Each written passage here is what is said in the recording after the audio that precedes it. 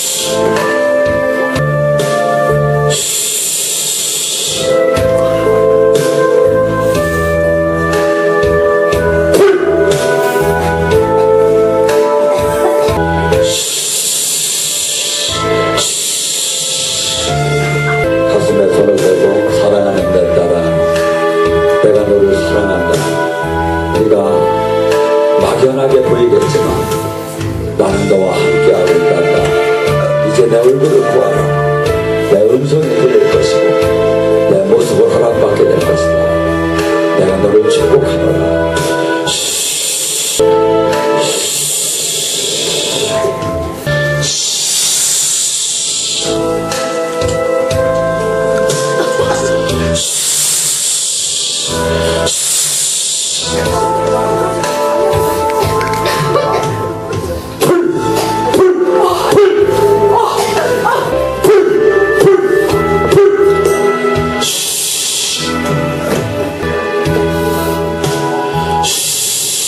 말씀은 출애굽기 1장 8절에서 22절입니다.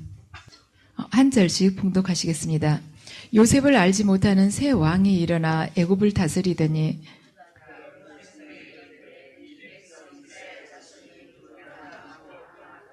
자, 우리가 그들에게 대하여 지혜롭게 하자. 두렵건대 그들이 더 많게 되면 전쟁이 일어날 때 우리 대적과 합하여 우리와 싸우고 이 땅에서 나갈까 하노라 하고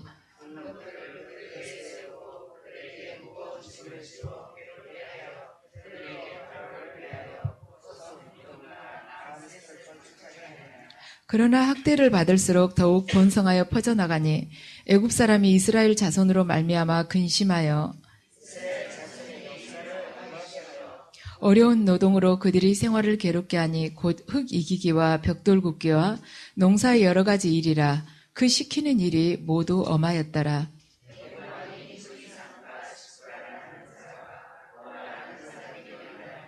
이르되 너희는 히브리 여인을 위하여 해산을 도울 때 그 자리를 살펴서 아들이거든 그를 죽이고 딸이거든 살려두라.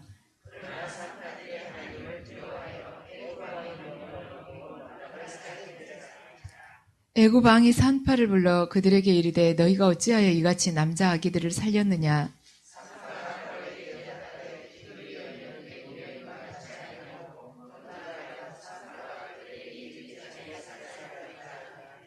하나님이 그 산파들에게 은혜를 베푸시니 그 백성은 번성하고 매우 강해지니라.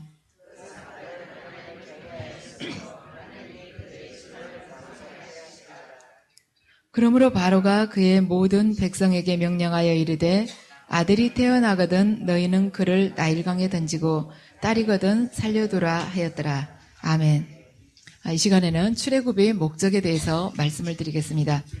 하나님의 백성들에게 하나님의 위대한 구원을 가장 생생하게 전하고 있는 책이 바로 출애굽기일 것입니다. 그래서 우리가 출애굽의 신앙을 붙들 때 우리의 그 본질, 나의 정체성에 대해서 제대로 깨닫게 되고 또한 하나님의 능력을 생생하게 알 수가 있습니다. 그래서 이스라엘 백성들은 지금 애굽에서 노예가 되어서 절망 가운데 살고 있었습니다. 그런데 그 노예가 되어서 살아가고 있는 것도 힘든데 지금 이스라엘 백성들이 숫자가 기하급수적으로 불어나니까 바로가 거기에다가 또한 더 힘들게 말하자면 노동을 가중을 시키고 있습니다. 그래서 이들이 애굽에서 말하자면 자유를 얻어서 축복된 백성으로 살아갈 수 있는 가능성은 더 미미하게 되었습니다. 근데 하나님께서는 이 노예 백성들을 거기에서 해방을 시켜서 그들이 조상들과 맺었었던 그 언약을 다시 말하자면 확인하면서 그것을 지켜주고자 지금 하고 계십니다. 그래서 당신의 능력으로 이들을 건져내 주신 것입니다. 그래서 우리가 믿는다 하면서도 세상이라는 애굽, 부와 명예와 권력으로부터 지금 현재 노예가 되어서 살아가고 있는데 우리 힘으로 거기서 말하자면 노예 생활에서 탈출하기는 굉장히 어렵다는 것입니다. 하나님의 은혜가 없이는 우리가 거기서 빠져나오기가 어렵다는 것을 지금 출애굽기는 알려주고 있습니다. 그래서 믿음이라는 것은 단순히 하나님을 대한 종교나 신앙의 믿음이라는 것이 아니고 하나님의 말씀에 순종하여서 우리가 얼마나 위대한 삶을 이 땅에서 살아가는가, 바로 그것이 우리가 그 하나님의 말씀 그대로 살아가는 그 삶이 바로 믿음이라는 것입니다. 그런데 지금 우리가 이 구약을 보면 이미 지금 출애굽기 그 전에 아브라함과 이삭과 야곱을 통해서 하나님은 그 족장들을 통해서 당신을 드러내셨습니다. 그런데 지금은 족장들이 시대가 가고 하나의 공동체를 통해서 하나님께서 당신이 그 언약의 말씀을 이루어내는 것을 지금 보여주고 계십니다. 그래서 이 공동체를 통해서 구원이라는 것이 어떻게 이루어져 가고 있는가, 그걸 지금 이 출애굽기를 통해서 당신께서 보여주고 계십니다. 그래서 이 민족이 그 압제하, 바로의 그 압제하에서 어떻게 해방을 하며 하나님의 능력으로 그 광야길을 어떻게 이겨내면서 걸어올 수가 있으며, 또한 그 광야에서 하나님과 이 이스라엘 백성과 어떠한 관계가 맺어지면서 결국에는 그들이 가나안에 입성하게 되는가, 그걸 보여준 것이 바로 출애굽기입니다. 그래서 하나님께서는 이 애굽에서 잘 살고 있는 이들에게 그냥 그들에게 애굽으로부터 탈출을 하라고 하면 안 나오죠. 그래서 그들을 어떻게 할 것인가, 지금 그것부터 지금 1장에서 어떻게 해서 그들이 애굽에서 탈출하는가를 할 수 있는 그 계기를 지금 1장에서 보여주고 있는 것입니다. 그런데 이들이 어떻게 해서 애굽에 들어갔는가, 그냥 또 애굽에 들어가지지가 않죠. 가나안 땅에서 지금 애굽으로 들어갔는데 그 애굽으로 하나님께서 몰아넣으시기 위해서 지금 흉년이라는 그러한 기근을 사용해서 이스라엘 자손을 애굽으로 불러들이고 계십니다. 그래서 출애굽기는 하나님 구원의 기록이며 하나님 나라가 어떻게 시작되는가를 지금 보여주고 있습니다. 그래서 하나님 나라는 거창하게 시작되는 것이 아니라 아주 소수인 70인으로 시작이 됐습니다. 출애굽기 1장 5절을 보면 야곱의 허리에서 나온 사람이 모두 70이요 요셉은 애굽에 있었더라. 지금 요셉만 애굽에 있었다는 것입니다. 그리고 나머지는 70명은 애굽에 없었다는 것이에요. 그러면은 이 70명이 어디서 나타났는가? 이들은 가나안 땅에서 떠돌아다니고 있습니다. 그런데 가나안 땅에 떠돌아다닌 사람이 이 70명만이 아니라 다른 사람도 많이 있었을 텐데 이들이 다른 사람하고는 틀렸다는 거예요. 뭐에서 달랐느냐? 이 사람들은 하나님의 약속을 붙들고 떠돌아다닌 사람이었다는 거예요. 이 70명은 가나안에 많은 부족들이 있었는데 그들과 구별된 것은 뭐냐면 이 70명이 구별된 것은 가장 확실한 것은 하나님 약속의 그 말씀을 붙들고 떠돌아다녔다는 것입니다. 우리들 또한 마찬가지예요. 이 세상에 많은 사람들이 있습니다. 각자 자기가 추구하고 있는 것이 아주 다양하고 많아요. 그런데 우리도 또한 하나님으로부터 직접 부르심을 받기 전까지는 떠돌아다니고 있었어요. 떠돌아다니고 있었는데 우리는 믿는다면서도 떠돌아다니는 사람들이었습니다. 그런데 뭐가 다른가? 하나님 약속의 그 말씀을 붙들고 우리도 떠돌아다닌 사람들이었습니다. 근데 그 우리를 하나님께서 당신께서 정하신 그 시점에 우리를 강권적으로 불러내신 것입니다. 그래서 하나님의 약속은 우리들을 거기서 불러내서 하나의 그 새 예루살렘이라는 당신의 나라의 그 도성의 시민이 되게끔 하신다는 것입니다. 자, 그러면 이 시대를 사는 우리들에게 하나님께서는 출애굽이라는 이 사건을 통해서 우리가 어떤 메시지를 받아들이기를 원하고 계시는가? 그것에 대해서 세 가지로 말하자면 요약을 해서 말씀을 드리겠습니다. 첫 번째로는 죄악과의 단절을 지금 원하고 계십니다. 하나님께서 보시기에 가나안이라는 땅은 굉장히 음란한 곳이었습니다. 그래서 거기에서 이스라엘 백성들이 순수하게 남기는 어려운 것입니다. 그런데 애굽은 또한 우상 숭배가 심했습니다. 그런데 하나님께서는 우상 숭배와 음란 중에서 무엇이 더 심각하다고 보셨냐면 음란이 지금 현재 더 심각하다고 보실 것입니다. 왜냐하면 음란하면은 이스라엘 백성들이 그 순수한 혈통을 찾기가 어렵게 되기 때문입니다. 혈통 자체가 없어져 버리는 것이죠. 그래서 하나님께서는 이스라엘 백성들이 죄악과 단절하고 영적으로 순결한 백성이 되기를 원하셨습니다. 그래서 그들을 이 애굽에서 이끌어내기를 원하신 것이죠. 그런데 애굽 땅에 살고 있던 그들을 갑자기 탈출을 하라고 권하신다고 해서 이들이 그 애굽 땅에서 바싹 일어설 마음이 없었던 것입니다. 그래서 하나님께서는 바로를 완악하게 하고 또한 그들을 핍박하고 그들에게 고통을 주어서 그들이 도저히 이 바로의 압제에서는 내가 살 수가 없다. 정말 우리 좀 어떻게 다른 곳으로 옮겨달라. 어디로 탈출을 했으면 좋겠다 하는 마음이 그들 안에서 스스로 우러나게끔 하나님께서 지금 인도를 하고 계십니다. 이 당시에 애굽은 가장 비옥하고 문명화된 곳이었습니다. 그런데 누가 하나님 말씀만 듣고 하나님 말씀만 그냥 귀로 듣고 그 기름진 땅에서 나오려고 하겠습니까? 그 기름진 땅에서 나와서 아무것도 없는 허벌판으로 광야로 갈 사람은 아무도 없습니다. 그렇지만 애굽 왕과 그 백성들이 이 철저하게 이스라엘 백성들을 박해를 하기 때문에 이들이 애굽에서 분리될 수가 있었습니다. 우리가 이 세상에서 낭패를 당하고 실망을 할 때 결국에는 이 세상에 대해서 환멸을 느끼게 됩니다. 그래서 이 세상에서 두 손을 들고 나오게 되는 것입니다. 만일 이 세상이 정말로 좋다면 무엇 때문에 우리가 하나님 앞에 나오겠습니까? 그래서 하나님께서는 지금 이 출애굽을 보면은 지독한 바로를 사용을 해서 지금 이스라엘 백성들이 애굽에서는 나는 도저히 살 수가 없겠구나 하는 것을 깨닫고 하나님 앞으로 나오도록 지금 유도를 하고 계십니다. 우리에게 말하자면 바로란 병마일 수도 있고 내가 사업에 실패했을 수도 있고 또한 실직일 수도 있고 내 자녀로 인한 문제일 수도 있습니다. 그리고 내 배우자가 하는 일마다 다 막혀가지고 도저히 올 데 갈 데 없는 그런 궁지의 몰림이 바로 바로의 압제일 수도 있습니다.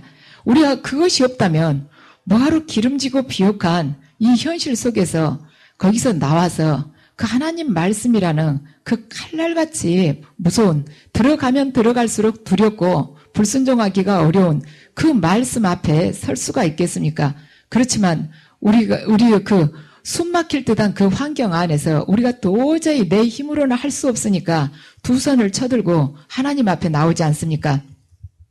우리 중에 그 어느 누구도 아무 일도 없이 평강하고 행복한데 하나님 말씀을 섬기기 위해서 이 세상 것 다 내려놓고 하나님 앞에 나올 사람은 없습니다. 내가 모든 것이 충족됐어요. 세상 사람들 다 나를 부러워하고 있습니다. 밖에 나가면 다 나를 존경하고 나에게 찬사를 보내고 있습니다. 그런데 내가 어느 날 느닷없이 하나님 말씀 너무 사모한다고 그러면서 하나님 앞에 나오는 사람 간혹 있을 수 있습니다. 그걸 붙들고 그대로 나올 사람은 있지만 세상 욕심 다 내려놓고 너가 지금까지 취했던 것 전부 다 포기하고 나오라고 하면은 나올 사람 하나도 없습니다.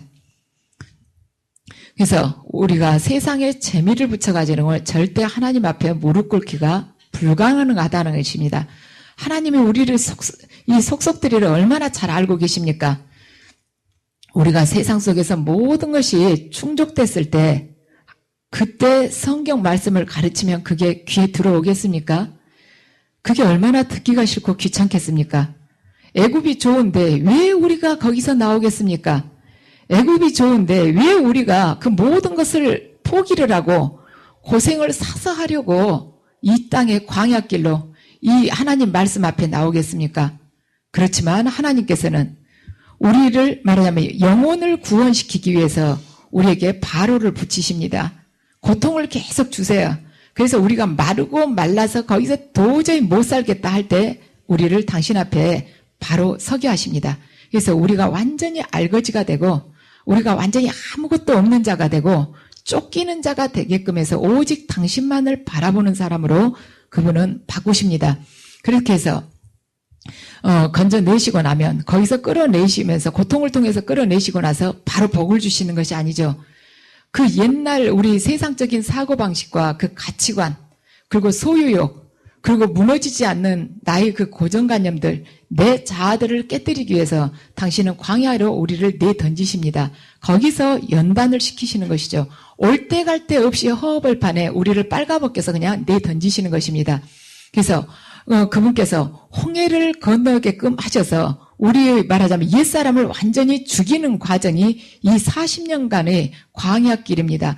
그래서 그 광야 안에서 하나님께서는 나 중심의 삶을 살고 있었던 우리들을 하나님 중심의 사람으로 바꾸십니다. 그래서 세상의 물을 완전히 벗기시는 거예요. 계속 씻고 부수고 가루를 만들어서 새로운 사람으로 새로운 피조물로 그렇게 탄생을 시키시는 것입니다. 우리에게 주어진 고난이 여러 가지가 있을 수 있습니다. 병원에서 고치지 못한다는 불치병일 수도 있고 내 자녀가 태어나서부터 지금까지 말하자면 장애를 가질 수도 있고 아니면 아주 지독한 내 배우자를 만나가지고 저 사람하고는 아주 죽어도 이 세상에 저렇게 나쁜 사람이 없다. 하필이면 나한테 걸렸냐. 이러한 배우자를 만날 수도 있어요. 아주 어디 아무리 나가서 별별 이야기를 들어봐도 그런 왼수가 없는 거예요. 이 사람보다 더 나쁜 사람은 없는데 어떻게 70억 대 1이 나한테 걸렸는가. 그런 사람이 걸릴 수도 있습니다. 또한 하는 일마다 안 되는 거예요. 내가 정직하게 바르게 한다 그래도 하는 일마다 지독하게 안 될 수가 있습니다.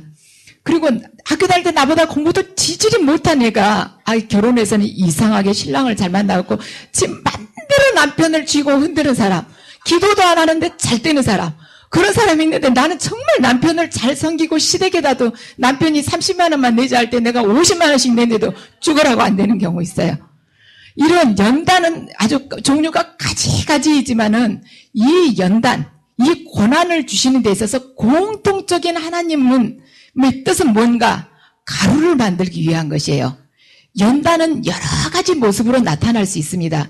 그런데 그 안에 공통적인 하나님의 뜻이 뭐냐? 너를 가루로 만들어서 내가 원하는 대로 너를 사용하고 싶다. 그것이 바로 연단의 목적입니다. 그래서 하나님의 목적이 그것인 줄 알았으면 우리가 하루빨리 거기다가 나를 맞추는 것이에요. 버티면 버틸수록 아픕니다. 버티면 버틸수록 운동장을 더 많이 돌아야 되는 것입니다. 버티면 버틸수록 흰머리는 더 나게 돼 있어요. 그래서 우리가 알았으면 후다닥 가서 엎드리고 빨리 죽는 것이 이 시간을 단축시키는 것입니다. 우리는 어때요? 일단 하나님 믿고 말하자면 내가 교회 안에서 신앙생활하면 금방 복 받겠지. 아빠 다 복 주신다 그랬다. 죄는 다 없애고 내가 하는 일마다 형통한다. 내가 마음 먹으면 언제든지 승진을 시켜주고 내가 기도만 하면 하나님께서 내 원한 대로 승진도 시켜주고 부자도 만들어주고 내 자식 대학도 잘 가게끔 해주고 그러고 나서는 또 직장에서 금방금방 좋은 직장에 취직하게 해주시고 자기보다 훨씬 나은 배우자 만나게끔 해주시고 이러실 것이자 그것이 아니죠. 그것이 목적이었다라면 하나님께서는 처음부터 우리처럼 말하자면 우리 각 개인의 어떠한 문제가 있는 사람을 문제로 인해서 숨통을 쪼여서 절대 부르시지 않습니다. 처음부터 부자를 택하시고, 처음부터 지위가 높은 사람을 택하시고, 처음부터 사회에서 출세한 사람, 처음부터 아주 잘생긴 사람, 그런 사람을 택하실 것입니다. 왜 하나님께서 부서질 대로 부서진 사람을 불러오시겠습니까? 그 사람 불러놓으면은 그 옛날에 자기가 잘 살았는데 지금 현재 망해놓은 그 상태를 가지고 얼마나 원망을 하고 불평을 하고 옛것을 뒤돌아본지 아십니까? 말하자면 롯의 부인이 그랬지 않습니까? 그 옛날 곧 저기서는 멸망이 돼간다 해도 옛날 그걸 쳐다보는 것이에요. 그 옛것을 좀 더 챙겨갖고 여기 올라왔어야 되는데 깜빡 잊었네. 이러면서 과거에 대한 그 미련을 버리지 못한 우리들을 왜 택하셨겠습니까? 아주 몇 대째 계속 부자로 살아온 그 사람 택해오시면 돈 가지고 그렇게 왕왕되지 않을 텐데 지금 쫄딱 망해가지고 길바닥에 앉게 됐습니다. 이런 사람을 택해가지고 하나님이 얼마나 괴로우시겠습니까? 근데 하나님께서는 우리를 고난 중에서 택하셔서 옛것, 세상 것을 다 거두어 내십니다. 그래서 당신만을 사랑하는 순결한 영혼으로 바꾸시는 거예요. 다시는 세상과 욕망과 권력과 가늠하지 못하게끔 하나님께서는 고통을 통해서 우리를 쥐어짜고 쥐어짜십니다. 그래서 당신이 원하시는 새로운 피조물, 하나님의 영으로만 충만한 그 피조물로 바꾸기를 원하십니다.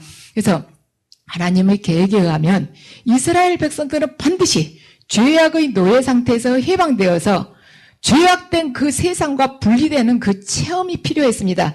그래서 그들이 우상과 음란으로 가득 찬 그 세상을 정복하는 자로 변하는 것이 하나님의 목적이었습니다. 결국에는 애굽에서 탈출하여서 가나안 땅으로 이들이 입성하게 되는 것이죠. 그런데 그 입성을 시키면서 그 가나안의 그 음란하고 우상 숭배하는 그 민족들을 정복하게 하시는 것입니다. 그래서 우리들을 불러내는 목적도 똑같아요. 우리들을 하나님께서는 애굽이라는 이 풍족한 세상, 기름진 땅에서 불러내어서 당신이 말하자면 형상을 닮은 말하자면 그런 품성을 갖춘 변화된 사람으로 이 광야길을 통해서 바꾸십니다. 그러고 나서 다시 말하자면 이 세상의 죄악이 가득 찬 그 애굽 땅, 가나안 땅으로 우리를 들여보내십니다. 그래서 거기서 악의 세력을 정복하게 하시고 거기를 하늘나라로 바꾸시는 것이 하나님의 목적입니다.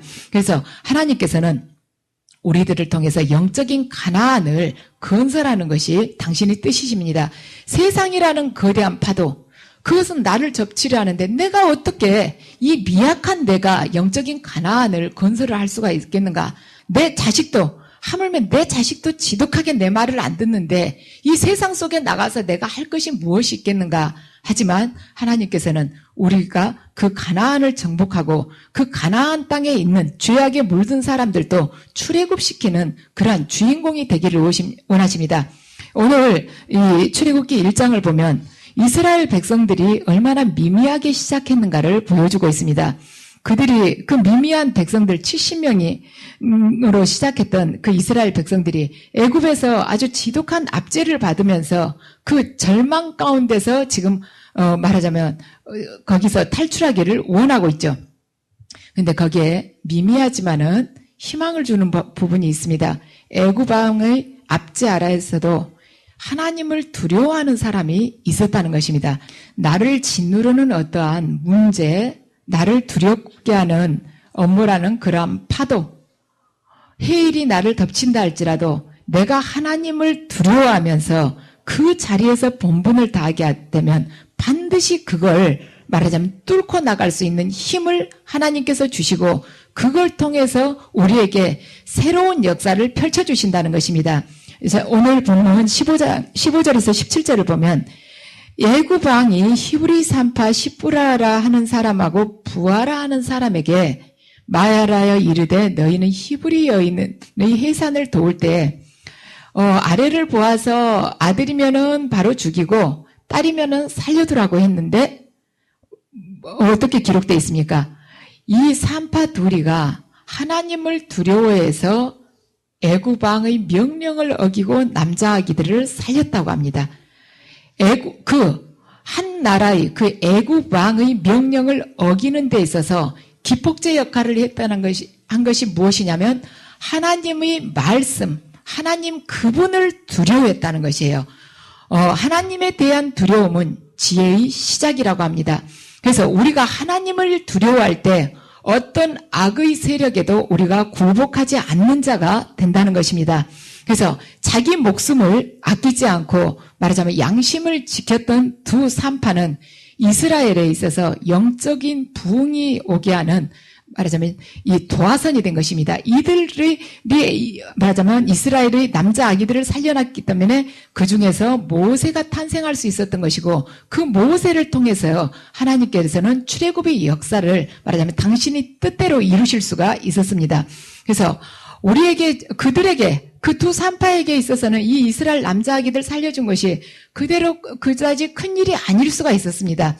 그들에게는 큰 일이 아니었을 수가 있지만 자기에게 주어진 그 일을 하나님 뜻에 따라 순종했을 때 이스라엘에게 있어서 구원의 아침이 되게 할 수가 있었다는 것이죠. 그래서 우리가 우리 자신의 위치에서 믿음을 지켜도 그것은 큰 빛으로 나타날 수 있다는 것입니다. 이들은 자기들이 남자아기를 살려놨지만 그 안에서 모세가 죽지 않고 살아나서 이스라엘을 이렇게 말하자면 구원을 할 수 있는 그런 부흥의 계기를 마련하리라고는 꿈에도 상상도 못했어요. 그것과 마찬가지입니다. 우리들 또한 내가 어떠한 하나님의 사명에 순종할 때 내가 했었던 그 일 중에 하나가 아주 큰 빛을 발하리라고는 우리들 아무도 생각하지 않습니다. 이 세상을 밝히리라고는 생각하지 않아요. 내가 빛은 빛이지만 성냥불이라고 다들 생각을 합니다. 근데 하나님께서는 이 산파의 그 행위에 당신께서 역사를 하셔서 이스라엘의 그 출애굽이라는 그 거대한 역사를 당신께서 친히 이루셨다는 것입니다. 그래서 제가 어제는 집에서 이제 옛날 8, 9년 전에 받았던 그 예언 말씀을 제가 쭉 써놓은 수첩이 있어요. 그것을 한번 꺼내서 읽어봤습니다. 정말 저도 기도하고 이렇게 계시를 받지만 어느 순간순간 굉장히 좌절이 될 때가 있습니다. 정말 이 길을 가야 되는가? 왜 하나님께서는 이렇게 더디신가? 숨이 막힐 때가 있어요.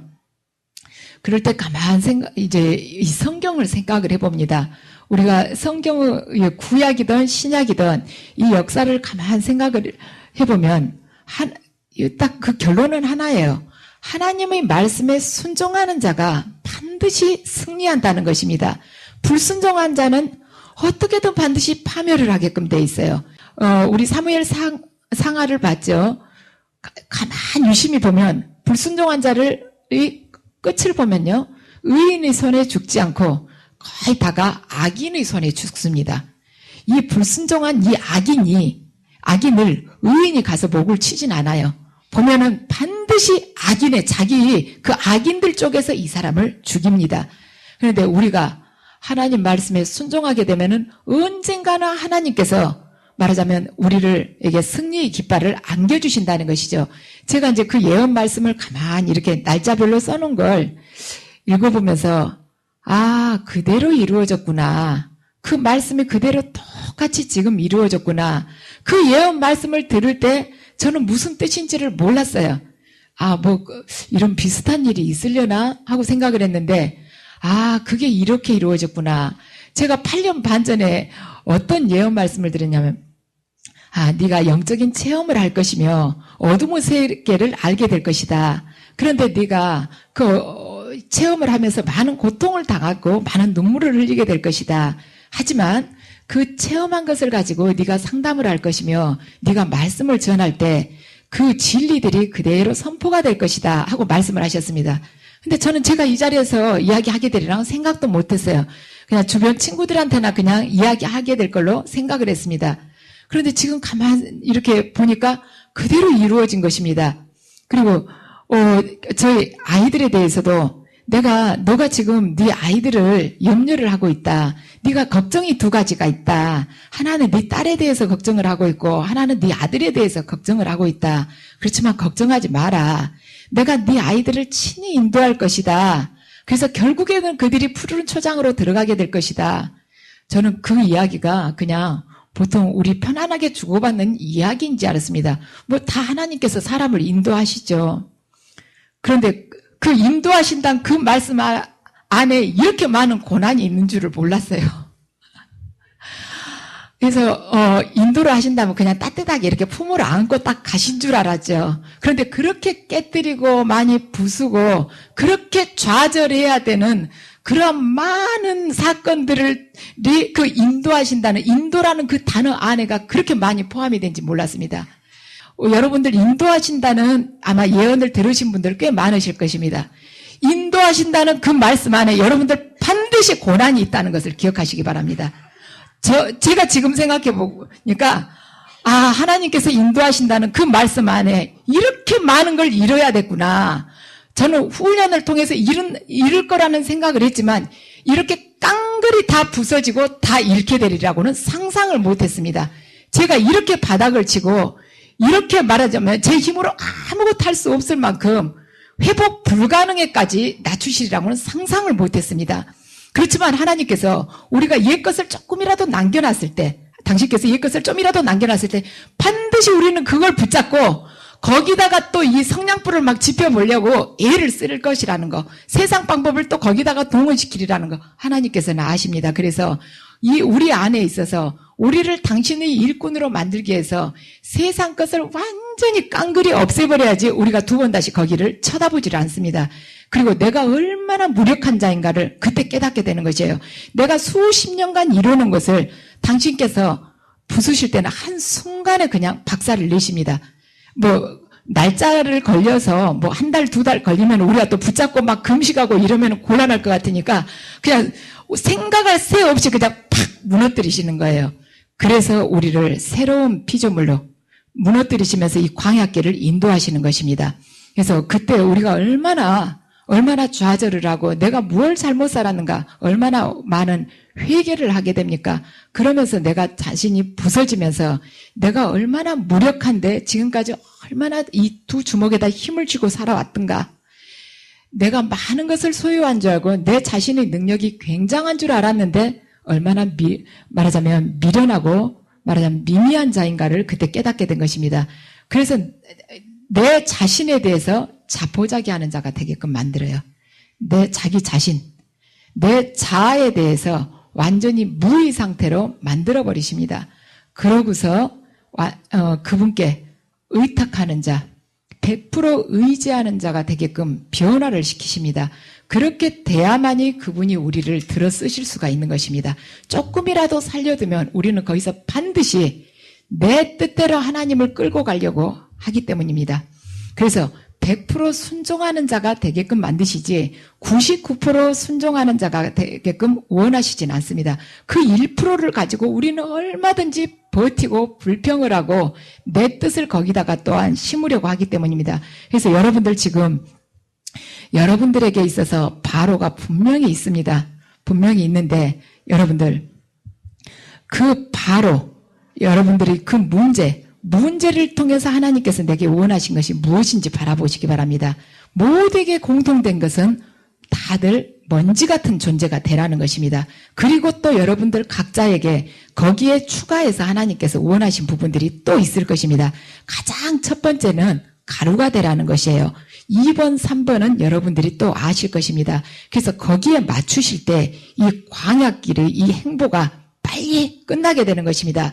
그래서 결국에는 우리에게 가나안을 정복하기를 원하신 것입니다. 그래서 여러분께서는 하나님께서 다스리시는 새 예루살렘, 새 도성의 시민이 되고 싶으십니까? 아니면 애굽 땅에서 계속해서 노예 생활을 하면서 그 피죽을 먹고 살고 싶으십니까? 하나님께서는 오늘 이 시간을 통해서 여러분에게 이 질문을 던지고 계십니다. 너희들이 새 예루살렘 도성의 정복하는 시민이 되고 싶으냐? 아니면 애굽 땅에서 바로의 배급을 받으면서 음란과 우상과 함께 가늠하면서 사는 자가 되고 싶으냐? 여러분들 지금 이 시간에 이것에 대해서 결단을 내려야 됩니다. 하나님께서는 우리에게 장망성을 나오라고 말씀을 하십니다. 장차 망할 도성, 거기에서 나와서 새로운 예루살렘을 향해서 진격을 하라고 말씀하십니다. 이것이 바로 하나님께서 우리에게 말하자면 내미시는 바로 복음입니다. 그래서 여러분들에게 지금 그곳에서 나오라고 할 때 내가 아직도 미련이 있어서 나오지 못하는 부분이 있습니다. 그곳에서 나오라고 하나님께서 지금 들려주실 때 그 음성을 듣고 순종하시기 바랍니다. 그래서 아직 지금 시간과 기회가 있을 때 여러분들 이 장망성에서 떠나시기 바랍니다. 그래야 해서 영원히 없어지지 않을 나라, 하나님과 말하자면 그리스도께서 다스리는 그 나라의 시민이 되시기 바랍니다. 그래야 해서 그 나라의 시민이 되어서 우상과 죄악된 세상을 다스리고 정복하는 자, 그 삶을 살아가시기 바랍니다. 그 삶을 여러분께서 살아가실 때 그 여러분의 삶은 그분이 주역이 되셔서 새롭게 펼쳐주시는 성령 행전이 되시기 바랍니다. 반드시 승리하시기 바랍니다.